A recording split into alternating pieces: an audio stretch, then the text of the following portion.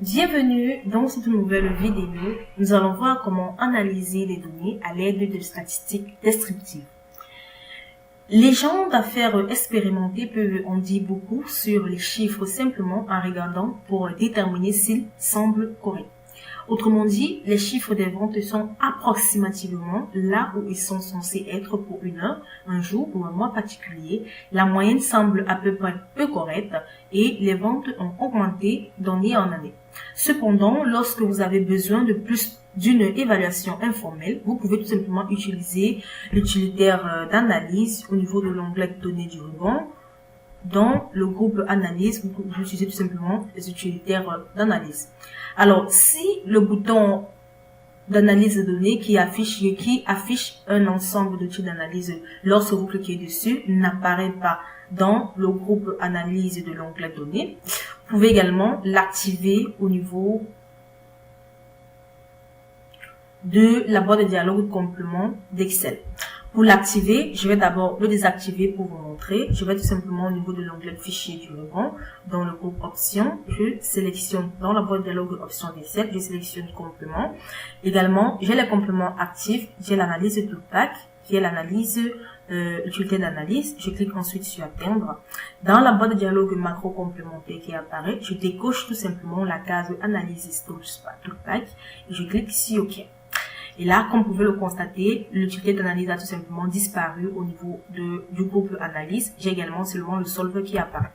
Pour le réactiver, je vais au niveau de l'onglet fichier, je clique ensuite sur options.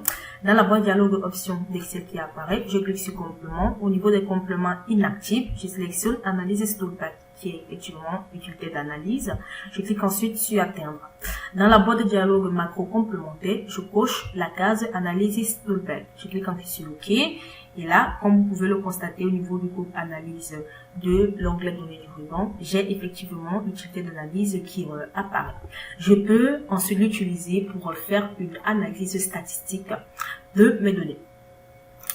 Pour analyser vos données à l'aide d'une statistique descriptive, vous devez tout simplement aller au niveau de l'onglet données du ruban. Dans le groupe analyse, on va cliquer sur utilitaire d'analyse. Ça peut prendre quelques minutes. Et là, on a la boîte de dialogue utilité d'analyse qui apparaît. L'outil d'analyse, on va tout simplement sélectionner un outil d'analyse. On a une multitude d'outils d'analyse. On a l'analyse de variables à des facteurs avec répétition d'expérience, de facteurs sans répétition d'expérience. En quelque sorte, on a une multitude d'outils d'analyse. Dans cet exemple, on sélectionne tout simplement statistiques descriptives. Ensuite, on clique sur OK. Dans la boîte de dialogue statistique descriptive qui apparaît, on va tout simplement entrer les paramètres d'entrée, la plage d'entrée, c'est-à-dire la plage où on souhaite faire la statistique descriptive.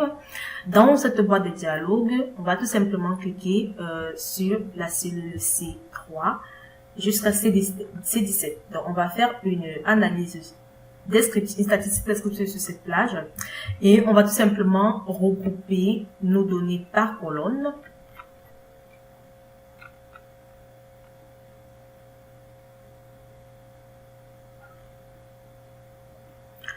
Puisque les données sont tout simplement entrées sous forme de colonnes, on va les regrouper par colonne.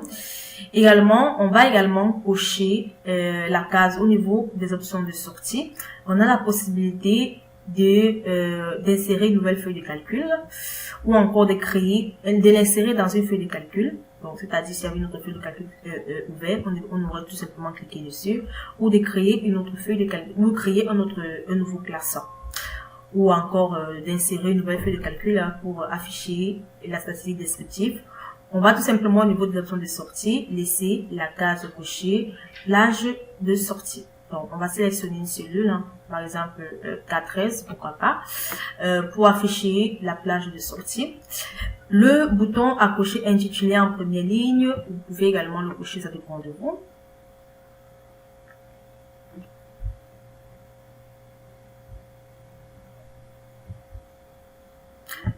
Ensuite, vous avez également la possibilité de cocher la case rapport détaillé. Donc, ça va détailler des rapports, c'est-à-dire la moyenne, la somme, le nombre, le maximum, le minimum. Vous pouvez également cocher la case niveau de confiance pour la moyenne.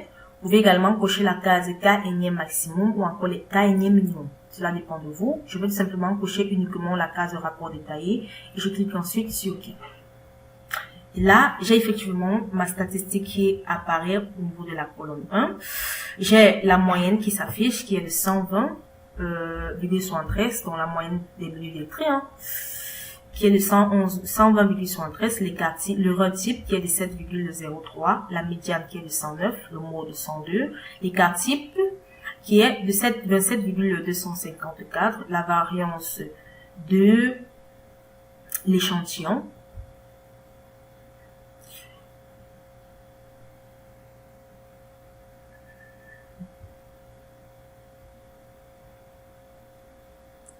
on a la variance de l'échantillon qui est de 742,78. Le coefficient d'aplatissement, le couteau 6, qui est de moins 1,1722. Le coefficient d'asymétrie, 0,642. La plage qui est de 74. Le minimum qui est de 91. Le maximum qui est effectivement de 165. On a la somme qui est de 1811 et le nombre d'échantillons qui est de 15. Donc, voilà en quelque sorte comment créer ou encore analyser des données avec la statistique descriptive de l'analyse utilitaire.